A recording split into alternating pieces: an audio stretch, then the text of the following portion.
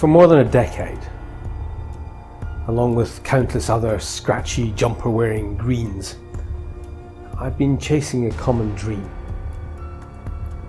I thought that resistance to action on climate change must come from a dearth of information. The data needed to be clearer, more convincing, or communicated better.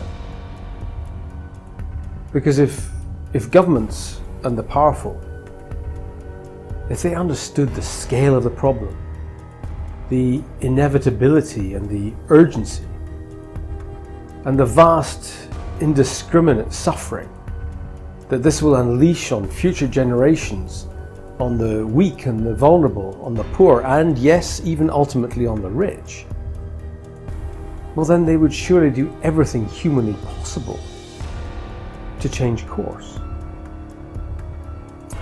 I mean, to know all that and not change, well, those who guide society, they'd have to be psychopathic, no? Well, it seems that that's where the problem lies. I know it sounds improbable. I'm not given to conspiracy theories. But the truth that's more horrifying than any Stephen King book is the one that we're living in right here, right now. We're living in a zombie world which is run by power-crazed psychopaths who we can only hope are ignorant. Unfortunately, they are not ignorant and they are not stupid.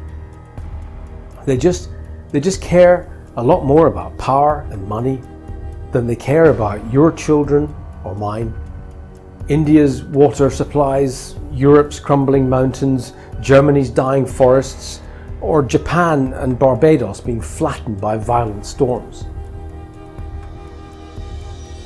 The real obstacle to policies that will stop catastrophic climate change and all the terrible, pointless, awful waste of beauty, dignity, and life that entails is greed for power and money.